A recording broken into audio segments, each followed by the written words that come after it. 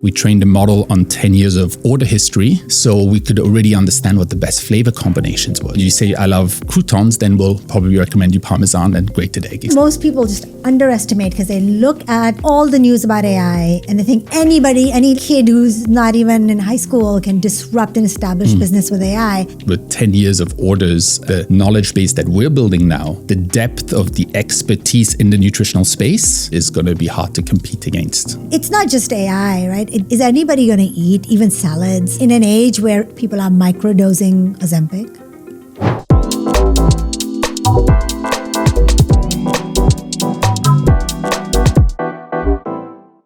Hi, Adrien. Welcome to AI Across Borders.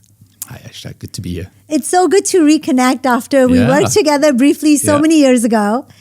And you have always been so passionate about food and health.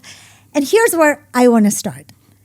Let's just start with what you ate yesterday. So for me, it was actually a home-cooked meal. It's just very simple. So last night was roasted vegetables and some fish. So let's go to SaladStop. You've been working on it for 15 years, over 15 years. Tell me about SaladStop and its mission. So when we first started 15 years ago, which you remember, at that point, it was just about offering a healthier option. I think people didn't have access to very much healthy food. Singapore was changing quite a bit. We saw a new generation of customers, especially Singaporeans. They were just looking for something else than the hawker center and just, a different format as well. I think there was sort of a new generation of QSR emerging out of the US. And I think, we saw that trend come. For us, the early days was just focusing on flavor and just focusing on changing mindsets that healthy food is not boring. And just on the way here, actually, I remembered that our tagline used to be fresh, fun, fabulous.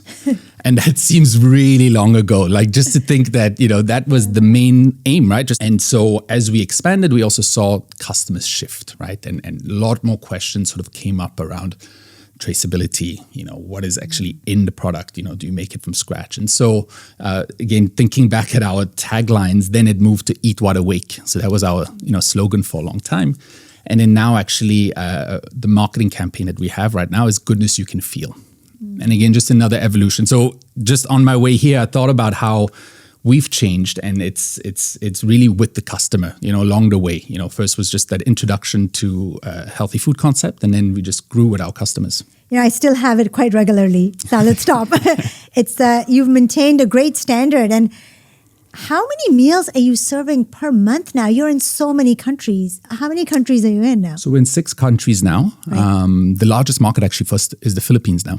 Really? So it's, we're up to 35 stores in Manila, stretching into the outskirts, which just amazes me to see how far the concept is going. So we do about 500,000 meals a month. Wow. Yeah. So that's incredible. And you have years of data on people. I think I read somewhere more than 8 years of data. Mm-hmm.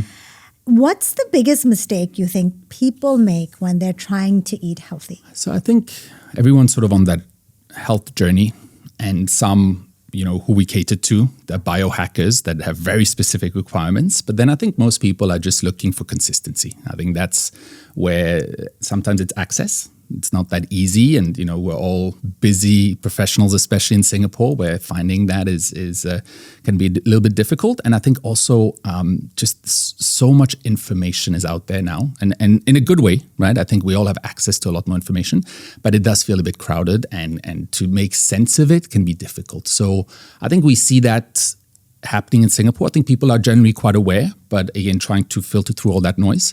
In some of our other markets, like the Philippines, I think they're just at the beginning of that health journey. And then again, we're speaking to a different audience, to a much younger demographic that is very plugged into social media, and they're seeing a lot of trends. And we sort of try to keep up with them as well, just trying to be part of the conversation. And again, they're looking for brands that resonate with them.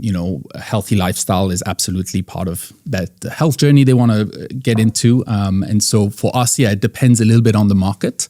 But in general, and again, that's a lot of our aim is, how do we scale the business to get to a point where we can reach people everywhere? And somebody was telling me that the new status symbol for Gen Z is looking healthy and being healthy. Is that what you're finding across Asia?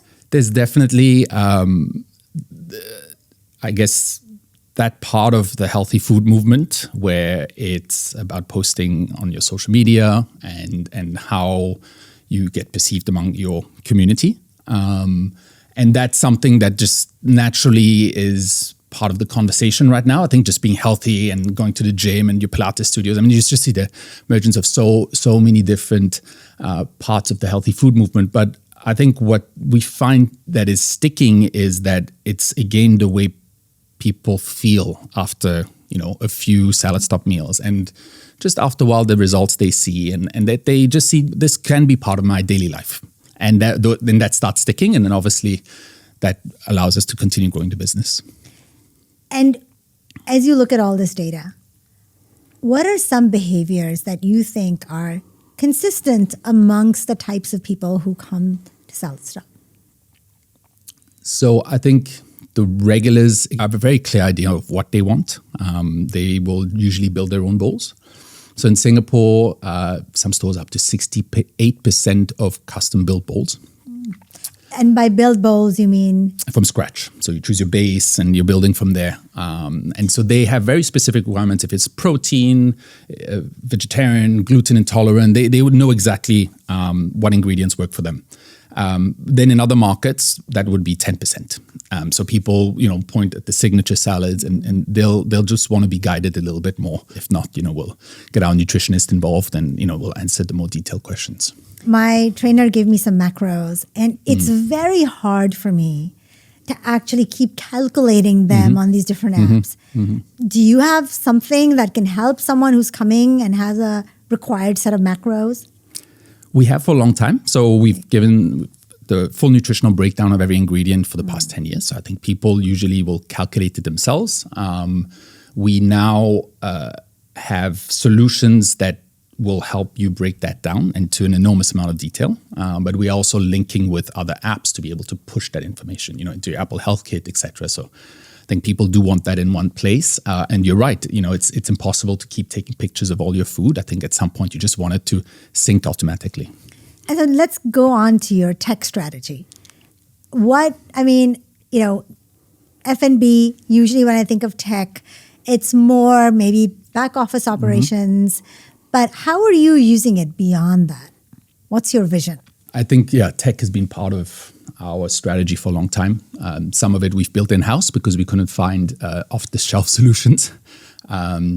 We've learned a lot through that, what works and what doesn't work. But I think more recently, especially as the whole tech stack has matured, I think we've gravitated more towards off-the-shelf for our back-of-the-house systems. And that's just constantly optimizing and finding better ways for even us and our franchisees to work together, right? So we've set up platforms that just, will automate workflows, etc. Right? So I think that part, especially in the age of AI now, I think will just get more and more efficient.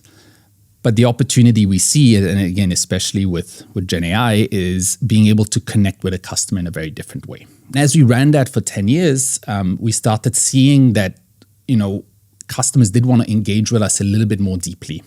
In about 2019, we started, building a thesis that this personalized nutrition ecosystem was starting to build. So, and again, back to wearables, we started seeing people tracking a lot more data, people talking about health span, people talking about longevity. And with that, we could see that we were going to play a role in that. Now, how it was going to come together, that was a big question.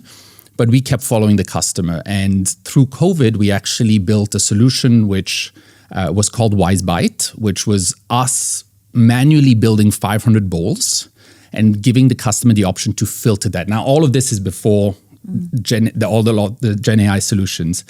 And you could filter by diet type, by certain allergens. And for quite a few people, that was already a big step, right? To say, I can just walk in and I can browse through your menu and I can pick and choose my favorite protein and I'll be put into a certain bucket. But as we kind of deployed that solution, we then started playing with ChatGPT and saw again the power of AI and slowly realized that actually a lot of those bowls were just going to be custom built by an AI. And you could give us pretty much any data input, and we would be able to turn that into a bowl of your liking. So that's the direction now we're moving into. We've launched Lulu, which is our AI chatbot.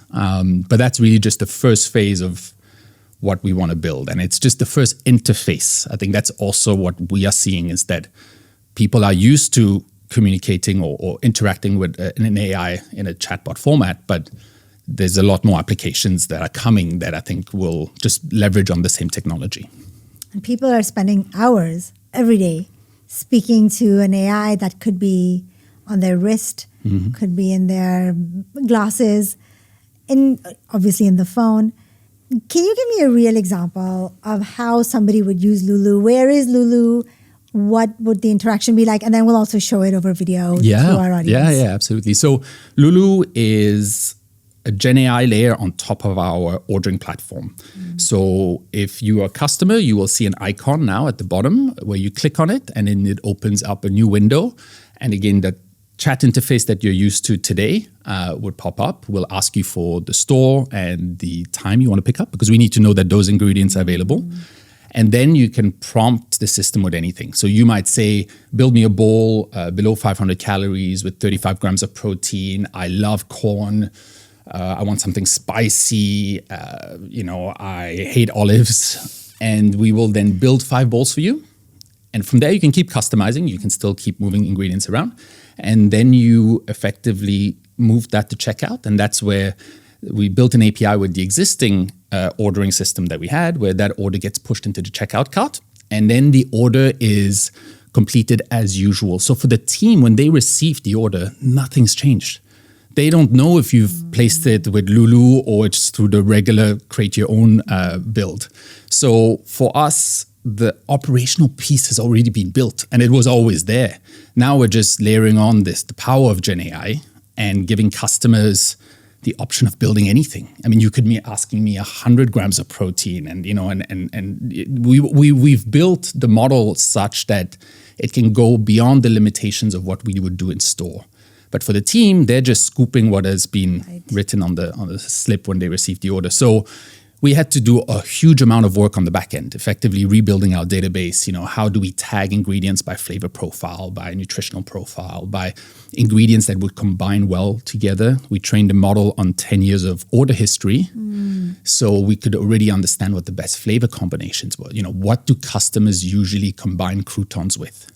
So, when you receive a recommendation, you say, I love croutons, then we'll probably recommend you Parmesan and grated egg, etc. So it's been a year, effectively, of fine-tuning. But, now we've launched, and it's incredibly exciting just to see this in people's hand. Because for us, we've been playing with it for so long, but the power of that solution is incredible, and we just can now see how it will apply to so many new parts of the business. And what have been some of the reactions from customers who have engaged with it? So I think we've seen, even though people are so familiar now with Claude and OpenAI and Gemini, we still see that they don't really know what to put in as a prompt. Like, you do need to guide them a little bit.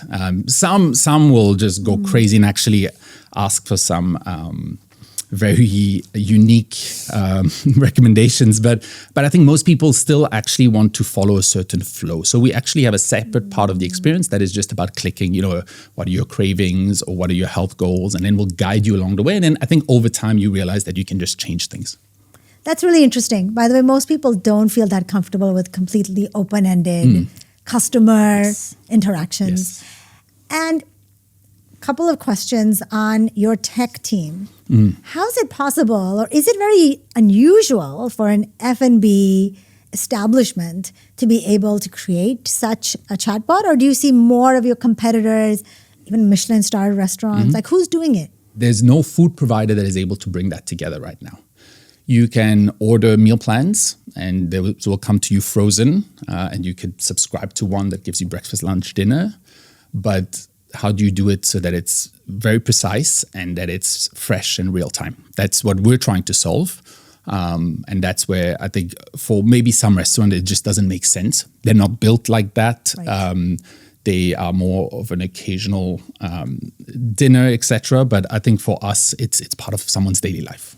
So for some kind of F&B establishments, just because of the way they're set up, and you're quite modular, right? And the way you put it together, exactly, that makes it easier to have this personalization.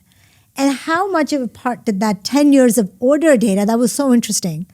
And I really caught on to that. Would you say if there's SaladStop like 2.0, so your competitor, is that an advantage that you have, which is all this data that you have from your customers? Absolutely. And I think also the other part, with 10 years of orders is the trust that we've built with that customer, right? So I think, I think at this point is going to be hard to compete against. And I think the knowledge base that we're building now and the depth of the expertise in the nutritional space, that's hard to copy. I think it is proprietary at this point. And, the way we have built our business logic and our systems and everything that supports, again, once that order is received, the rest is there. I mean, we can replicate that across markets.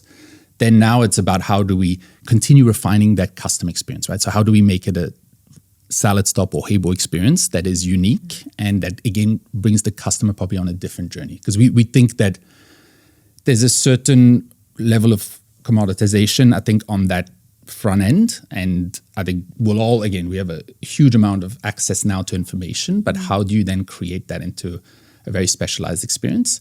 And for us, we have a lot of tools there that we can bring in to, again, make that unique. Most people just underestimate because they look at all the news about AI and they think any kid who's not even in high school can disrupt an established business with AI. But the number one thing they don't realize is customer trust. And throughout this conversation, you keep coming back to the customer, which I think is really important for everyone to realize that is the secret sauce. Yes. That trust that you have. Yes. Yeah. I want to talk a little bit about what's happening in F&B in America, right? So, and I don't know if it's true or not, but I've been reading that with these GLPs like Ozempic and Wegovy, it's not just AI, right? Are these real threats? Is anybody going to eat even salads in an age where people are microdosing Ozempic? I think the real opportunities, I think if you can build that journey with partners, if it's a medical professional or the fitness trainer, I think that's where the real value lies. Because yes, some people will use it just to lose weight and then go back to their old ways. But I think if you're able to change habits and really build something for the long term, and again, be part of that person's journey all the way through that, that's incredibly powerful. And I mean, and for us, that's also incredibly exciting, right? Like, how can we impact people's lives? This is a way for people to potentially break that habit and, just find a way to get back on track. And then for us, it's about how we become that companion, right? So again, is that Lulu that has a trigger where you're saying, look, I'm on GLP-1 and today's day one, what would you recommend? We'll know what to recommend and the portions that would be appropriate to that. And then over time, obviously, we're building that with you along the way. Please sign me up for that. Literally, I have this discussion with my trainer, and because of perimenopause and other things, I have to deal with all of these nutritional requirements, and I don't know how to fit them all in one day. And there's nobody on the F&B side that will give me exactly what I need. Are you pursuing these partnerships already? Where are you in that journey? Yes, very actively. So I think already around 2019, so before COVID, we were already working with a lot of fitness centers and delivering the meals, and we were white labeling sites for them. So effectively just reskinning our ordering platform. And we already saw people that wanted to, book an appointment with their trainer and then have the meal delivered directly to the gym. But I think now what becomes very powerful is that your trainer could give you very specific parameters of, the amount of protein you need to be hitting or calorie deficit or whatever. And those are the parameters that you give us. Same with a medical professional that might say, look, we need to put you on a 2-week meal plan program. This is what you should be having. Now, we work with those experts. We never want to be in that conversation. We don't want you to upload your blood works into Lulu. That's I think where we really draw the line. So we're good at translating that data, but we're never going to say that we're experts in those areas. And that, again, I think that's where this partnership ecosystem becomes incredibly powerful, because I think increasingly people are so aware now that food has such a big impact. So for us to be kind of positioned right there in the middle and really be very clear on our purpose in this value chain, I think that's going to be a huge opportunity. How do you choose these experts? Because now, for example, everybody's talking about protein to the extent that it is just too much. Yes. So that I have 140 grams of protein. And then there's Walter Longo, who I really like, who's this Italian researcher and doctor, and he says it's way too much. Yeah. Now, depending on which doctor you're partnering with, and somebody says, give me 150 grams of protein, and I'm a woman, and I'm in a little bowl, would Lulu say this is not right, or would Lulu just say, good luck with that? Lulu would highlight that this is a bit extreme. Okay. Again, that's where the interpretation still comes from the LLM. Right. And then we have given the set of parameters that we feel are balanced bowl. So there's certain rules we've set in place where you just can't go to that extent. So you can't say, give me 300 grams of chicken. We just don't go that direction. But we've had to stretch. So even through our internal testing, we've seen that people do push it. Exactly to your point. Like, it's 70% protein and then 30% vegetables, right? So I think that's going to be that fine balance that we need to hit. And I mean, I know customers that will, bring the chicken from home because it's seasoned exactly the way they want it and add it onto the salad in the store. So I think there'll be some customers that will want to go that far. I think we're still speaking to, the general population, people that want something quite balanced. Yes, there's definitely a big shift towards protein, and I think we're leaning in that direction. This year could be about fiber maxing. I think this, it's always changes. That's right. But I think, again, we're trying to always meet where our customers are going, but without going to the extremes. This is so important, Adrien, because there's looks maxing and a fiber maxing where everybody's having 40 grams of, now there's China maxing. And so there are all these trends, but a lot of them are just very poorly informed. And you already have that trusted relationship. When you said the interpretation is coming from the LLM, are you using an LLM, which is one of the big ones, and you're relying on that to do some interpretation of what might exactly. So what your intent is, and then we have the tools that LLM calls to then bring the bowl together, basically. Right. The evolution of Lulu is that Lulu could then be embedded inside the LLM. So with the connectors and the MCP that we're building now, is that your interface could be Claude or Gemini, but we still want to have you experience SaladStop in a certain way. So I think there'll be a point where you, again, with Health GPT now as an example, I think there'll be some very specialized models that will know your entire life history and your medical records, etc. All be housed securely there, and they will have incredible insights about you, but they won't know what it means to build a perfect bowl. And so for us, it's about how do we now build that connection? How do we build it in a safe way? Because again, we want to make sure that we capture the data that we need, but not more than that. And obviously, from making sure that we're not too exposed and that we're not being spammed, etc. I think there's obviously a lot of considerations there from a security standpoint. So it's sort of trying to aggregate all that. But then we also see, and back to this partner network that we hope to build, we see that now, as long as we've built the infrastructure and all the APIs to connect into, we could have very soon a fitness trainer that says, you know what, for my gym, I want to build a specific landing page. I'm going to vibe code that and plug it into SaladStop's API and push that order directly through, right? You might have a yoga studio that wants to build a very zen-looking website and be vegan-powered. We can do that. We can do one that is going to be for medical professionals. So maybe a little bit more clinical, but something, again, that we can absolutely adapt to. So I guess the way the space is moving and the layers that we're building on top now basically opens us up to the world.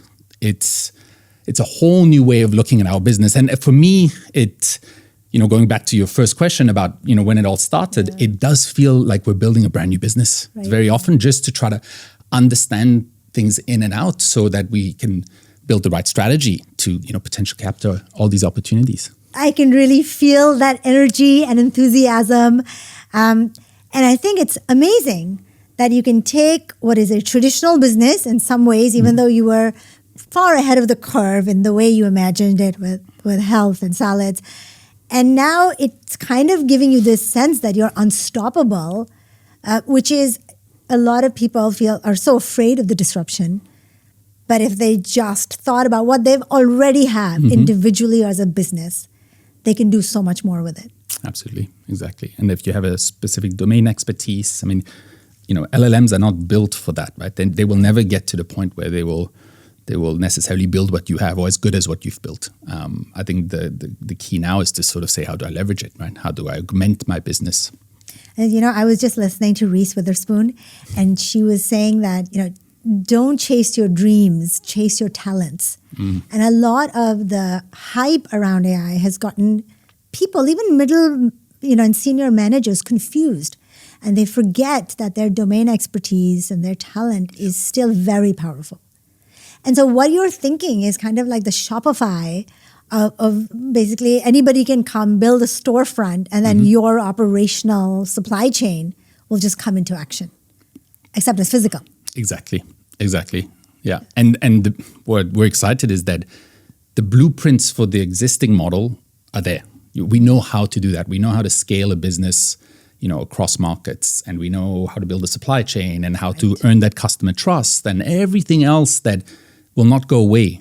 But now to be able to layer on this technology just opens up not just a lot of possibilities for us as a business, but I feel like hopefully will also bring things together for people, right? And I'm sort of the case in point where I usually just never go to a doctor. I guess I track my own health metrics, not in an obsessive way, but just in a recurring, maybe every 6 months, I get my blood works and just check, I'm a little bit deficient here, or I might need a bit more rest even. And I just try to inform myself. And I think a lot of people are starting to do that. And if you can bring a few partners together that just have the same ethos and are looking at preventive medicine, that becomes incredibly powerful. And I think that's hopefully, improving the lives of a community, right? And if we can do that very early on in markets like the Philippines, Indonesia, where that young generation is very receptive to this, the long-term impact can be a really positive one. Absolutely. And where are you going next? Australia, the Middle East.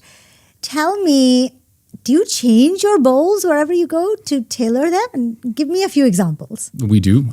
In the beginning, we stick to probably about 70% of the existing menu. We'll still tweak things, but we'll stick to the core, and then we'll adapt very quickly. We'll, again, speak to a lot of the customers, see what's available in the market. We try to at least source 80 to 90% of our ingredients locally.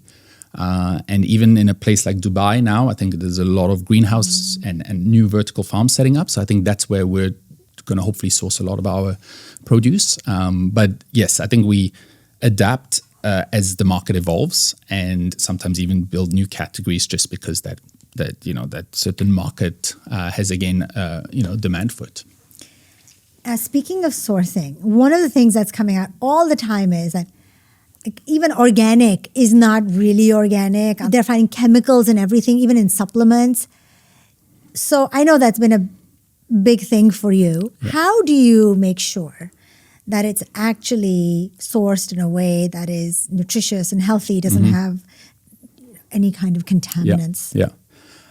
So we operate sort of in two ways. One is through our own operated markets, where I think then obviously we have a team on the ground, our own team that does a lot of the audits, and will usually find sort of those suppliers from day one, again, that share those similar values and are very transparent. And then when we franchise, then we will work with partners that also have an existing infrastructure. So I think that existing infrastructure usually helps us, but we make it very clear that is the fundamentals of the business. We need to be able to have a fully transparent supply chain, and we'll only work with partners that are transparent. So in markets where we source locally, it helps actually, because we get to go and visit the farms directly. This part of the world is so fragmented. Usually you work with big suppliers that will just consolidate orders and just go to a lot of farms, and then you don't quite know what the standards were in each farm. But then again, we will usually pay a bit of a premium, and we'll work with partners that will look out for a lot of that. So I think it's an evolving market in this part of the world. It's not as mature as the US or Europe would be, and the criteria are very different. What we are excited about is the shift towards hydroponic, because that is just a controlled environment, right. And you just simply don't need to use as many pesticides, and you can just grow things also more consistently. That's for us again a big part of the name of the game, is just that we need that consistency. We'll be able to guarantee volumes year round, but that helps both sides, right? Which is often how we get started with a lot of the new vertical farms, is to say, look, we'd love to work with you. We'll be able to bring you a certain volume, but we need you to grow in these conditions. And that's so important, because this is just all over the news now. And I was really quite shocked that even if it says organic, it's not really organic. I don't even know how does that work. Apparently, organic is almost worse. Is that true? I'm not really sure. Well, organic needs to be soil grown. So that's the part. So you could be hydroponic. You'll never have an organic certification. And what the soil potentially absorbs, like kale, for example, kale absorbs a huge amount of its external environment into the soils, versus if you're growing it indoors hydroponically, you get to control again what is in that water, etc. So yes, absolutely. It's very hard to tell now exactly what is good for you. And that's where, again, we've had a lot of customers ask us these hard questions over the years. And when we set up Lulu, one part of that database, and we now, for example, for Dubai, when we open there, we fill up those columns with the source of the product and how it's grown, etc. So that from day one, that knowledge base is correct and as extensive as possible. This is so important. And I think this just goes to the thing that even though everybody's going to offer something different, something similar even, the trust is the key. Yes.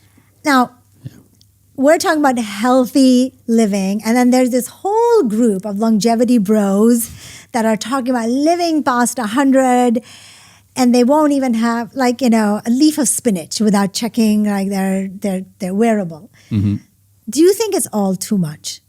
I think for those, yes, it's all too much. No, I wouldn't live my life that way. I think you need to enjoy, and I think it's really just that balance. And I think for us, it's the same. We see during a festive period like this, people are enjoying themselves and as they should, and then they come back on a Monday morning, and they need to sort of balance it off, and that's where we come in. How did you grow up that led you on this journey?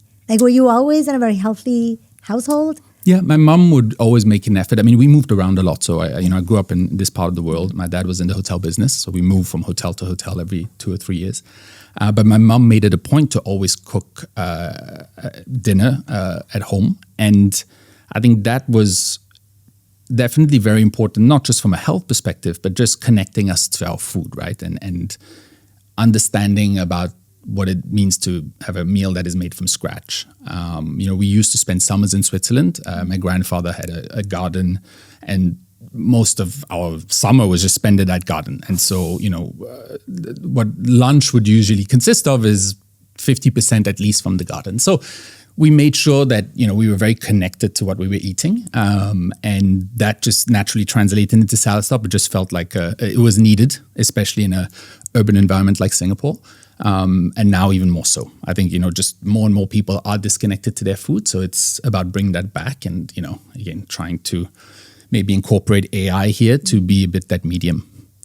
If we take AI even more to its kind of logical end, why would you even need people? Would SaladStop need fewer employees? And how do you transition an employee from AI without them losing their dignity?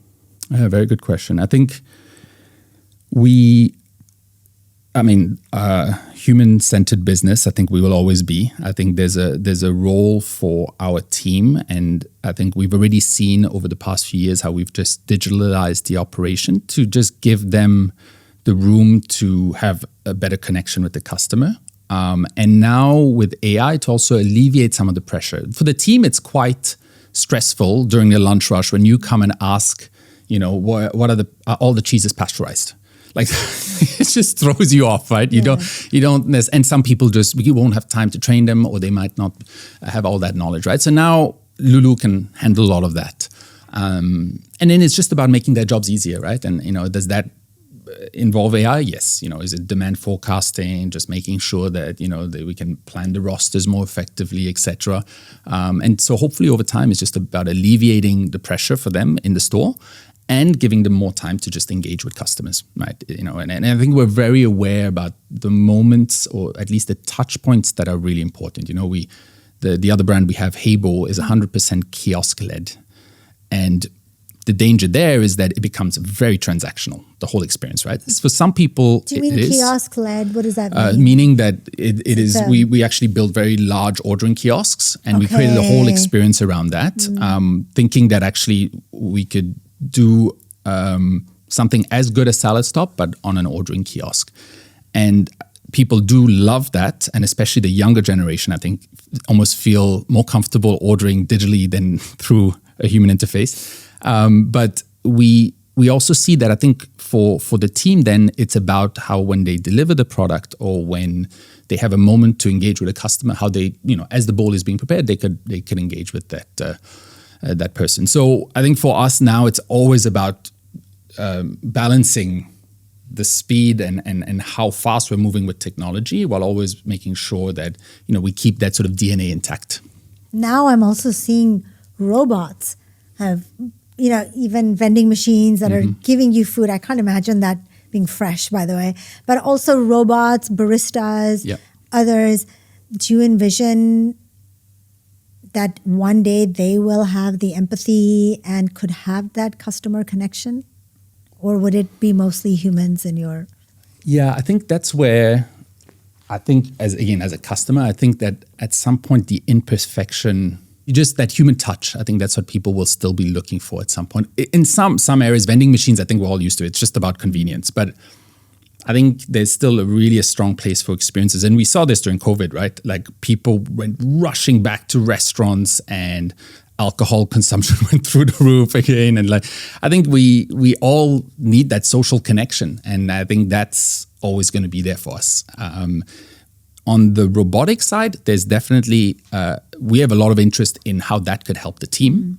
I think the question mark for us is always, is it too early? Because what we've tested is often then a hardware issue. And when you deal with hardware and things break down, that's where additional complexities come in. So for us, it's finding the right balance and timing for robotics. It will come, especially in high cost structure markets like Singapore.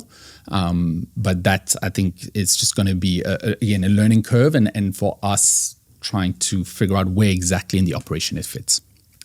So on the one hand, we see all these disruptions coming, and you're excited about it. What scares you in terms of competitiveness or technology disruption? What is the one thing that keeps you up at night when you're imagining SaladStop's future? I think a lot of it is on the trust and the potential harmful effects of AI. I think I think we already see that we're starting to outsource our intelligence. Companies will all figure out new workflows, and they'll figure out how to optimize. And then next year, I think, or maybe at least in the next few years, will be the realization that we either don't need to add more people, or maybe we don't need everyone. And I think that will, from a societal standpoint, will be a huge shakeup. And I think that's where government's obviously thinking about it. But I think that will be a big shock to the system. Now, how we all adapt to that and what the end state is, big question mark. But I can even see it in our own business, right? As we continuously optimize things, it's true that, yes, we all feel a lot more free, but we also get to do a lot more things, and we're still as busy as ever. And I think that's very important for us to acknowledge that the labor force composition is going to change for every business. Yes. Even I have an AI engineering firm. We're growing, but we're not hiring new people. So then the question is that even if you keep your current staff, you're not hiring as many new people, and that means less job for young people. Yes, exactly. One of the things that I like about Singapore is that they're actively talking about this. And another thing is they're really actively helping businesses. Were they very helpful to you in this journey to AI? Massively. I think they have been incredibly open to supporting young SMEs that just had an idea and an ambition to try something. I think we keep bringing them new ideas on what we want to test. And, I think they're very open to trying that with us. And I think, for Singapore, I think there's always that sort of entrepreneurial spirit. And I think the government always wants to see more of it. And we all know that in order for us to grow, we're going to have to build scalable solutions in Singapore and bring them outside, right? So I think, a lot of what we're building here, all this proprietary tech, is ultimately to build that elsewhere, or not build it elsewhere, but to export that, right? And so I think the Singapore government's been very clear about how they see, SMEs growing and how they're supporting them. And, I think SMEs, we don't have the budget that the large MNCs might have, or the infrastructure, but, we're nimble. And I think that's where we kind of get to, work very closely with different government agencies to plug in the right tools. And then you're such a big success story from Singapore because we have some F&B, but a salad and a healthy eating that is scaling globally like this is hard to do. I know it took an enormous effort for you to do it, but what about the fact that you have all of this data, you have all of this AI, and how big does your tech team have to be? Like, how do you make sure that you have the right governors that are monitoring the AI? So right now, we've been building a lot of our AI with external vendors. And these were trusted, approved vendors from AWS. So I think also for us, we do work very closely with AWS and, again, different government agencies to make sure that we're also on the right track. I think we really want to make sure that it's always with trusted partners. And these pieces where we're not experts in, I think we want to continue working with partners. So I don't think the AI part will really come in-house, but how we manage it, how we deploy it, how we scale it internationally, that absolutely we can do. We have the capabilities of doing that. And now what's interesting is that a lot of us are also starting to vibe code. And I think we all learned how to build some basic UI and, connect a few things together. And I think that's what's also exciting, is to see even our chefs build new recipes with Lulu. Really? Because they have, they might be inspired to build a Taiwanese bowl. But what ingredients are available? How would those combine well? It becomes almost a brainstorming session with Lulu, which nobody could have imagined a year ago. And this brings me to a very important point, because we keep telling people that if AI is helping you, and I tell people that you can amplify your own potential, you can add more value. Is that true? Do you feel like when you put AI in somebody's hand that they have now become a more valuable employee in some ways? Yes, I think we have, pushed so hard on this front for about a year, and being quite honest with the team to say, look, you guys will need to keep up. There'll be a certain period where we will bring everyone along, and no matter how much time you need to adapt, but this will be the future of what the business will look like. And if you want to be part of it, you need to jump on board. And we've seen that. We've seen that with the I think we have such team spirit that everyone's also helping each other out. And we have a 5 o'clock deadline where someone has to share a tip for the day. So really? Everyone feels a bit pressurized. And I've got an alarm set on my phone at 5 o'clock to check. But it's just, again, the mindset that we're in, right? We're just constantly saying, like, guys, just try something, just build something. We had to build a new mural wall for one of the stores, and we just gave it to Gemini and said, look, give us 5 different options, right? And from there, the creative team worked with the project team, sort of started coming together. Okay, how would we build it? And once we build it, how do we then apply it for all the markets, and how can we then, scale this? So again, it's just always about everywhere we are, we're always thinking about, okay, what AI tool can we use instead of doing it the old way? And it saves you a bunch of time. So much time. And just to give you another example, we were in Dubai a few weeks ago, and we're doing our food testing, and the chefs needed to create a feedback form for the next day for our partners to just fill out a simple form with, what did you think of the salad? How would you rate it, etc. And all I did was I just took a picture of the whole menu and the recipes, pushed that into Gemini. Gemini then did a Google form for me, and then the partners filled that out, and then the team had it printed.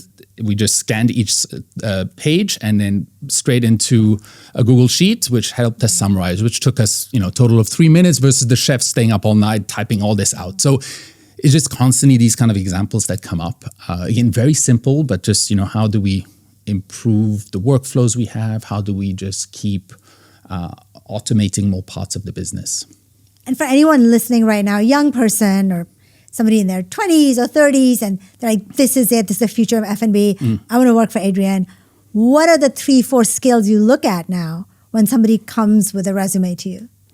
So the first question is on the AI front. I asked them right away, what's been your exposure to AI tools? And if they say, once in a while I'll use ChatGPT, that's not good enough anymore. You're incredibly valuable in an organization. If you can connect the dots and figure out, okay, this person is not doing this very efficiently, and that person, and I can help build a workflow from this and this, and use Zapier to kind of connect these apps. That is, I think, the skill set that most companies need right now. So, and if they don't need to have done it before, but just that they have that mindset and the appetite, the hunger to get into it, yes, I think then we'd hire them on the spot pretty much. I think that's really what we're looking for, that adaptability, hunger. Obviously, in our industry, still some expertise or knowledge around the food industry. If that's culinary, if it's ops, we'll always be looking for. But again, I think a lot of the tools that are out there is like, how do you learn and how do you get to use them? That's incredible. So basically, because there's this whole fear of the job apocalypse.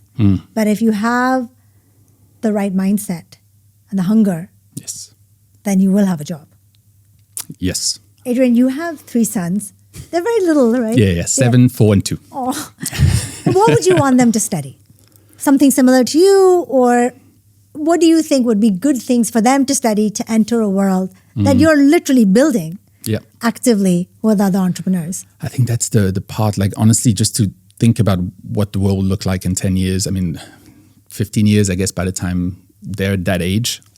It's just so hard to tell. So I think for me right now, it's actually exposing them as much as possible to nature. I had lunch with an old man, I guess, a 93-year-old man that I met 2 weeks ago. And he said, I wonder if my great grandkids, he has 9 great grandchildren, if they will ever be able to appreciate a sunset the way I do. Oh. And that word appreciation really struck a chord, because I feel like a lot of us don't appreciate things in the same way anymore. And for my kids to be able to appreciate that sunset in the same way would be magical, right? So to feel that, to really feel it. And this is the thing, not just AI, it's everything that kids are exposed to today. It's just so powerful, I think, what he said. So that's a lot of what I think about. And I think why sports, nature, everything that's just about the real world is just very important for me. Well, that resonates very much with your values as to connect with nature. Ever since I've known you, it's always been about food, good, healthy living, nature. And I'm very, very pleased, Adrien, that we could reconnect today on this and talk about the future of F&B with AI. Yeah. And about just being healthy. Exactly. No, thanks for having me. Thank you for joining me.